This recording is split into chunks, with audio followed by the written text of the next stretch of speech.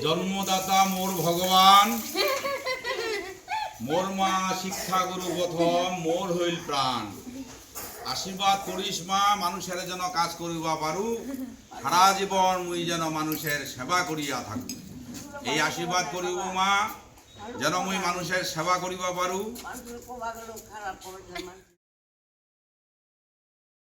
নিজের মাকে পুজো দিলেন কৃষ্ণ। মন্দিরে গিয়ে দেবতাকে নয়, বদলে নিজের মাকে ফুল চন্দন দিয়ে পুজো দিয়ে প্রচারে নামলেন জলপাইগুড়ি সদর বিধানসভা আসনের তৃণমূল প্রার্থী কৃষ্ণ দাস। শুক্রবার দুপুরে বাড়ির সকল সদস্যের সামনে তিনি সবার প্রথমে তার মায়ের পা ধুইয়ে দিয়ে ফুল দিয়ে পুজো দেন।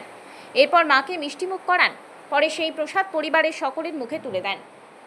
ভোটের বাজারে সব দলের প্রার্থীরাই যখন মন্দিরে পুজো দিয়ে প্রচারে নামছে, কিন্তু এই দাপুটের তৃণমূল নেতার ক্ষেত্রে ভিন্ন দৃশ্য দেখা গেল।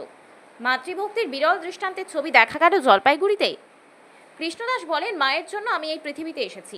কথায় বলে প্রথম গুরু মাতা পিতা, দ্বিতীয় গুরু শিক্ষাদাতা।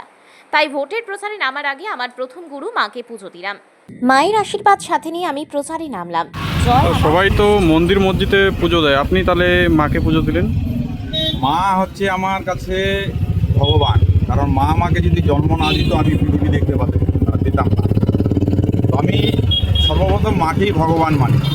দ্বিতীয়ত হচ্ছে আমার শিক্ষাগুরু, সর্বপ্রথম হচ্ছে আমার মা। যেটা কথায় আছে যে প্রথম গুরু হচ্ছে মাতা পিতা, দ্বিতীয় গুরু হচ্ছে শিক্ষাদাতা।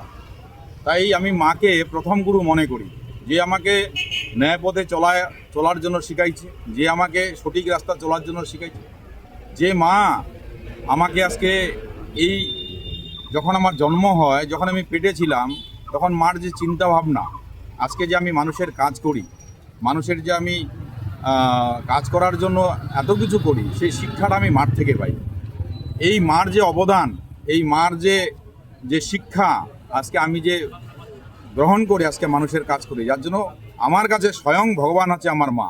তাই আমি আমার মাকে পূজা করেই, আমার স্বয়ং ভগবানকে পূজা করে, স্বয়ং আমার গুরুকে আমি পূজা করেই আমি আমার যাত্রা শুরু করলাম।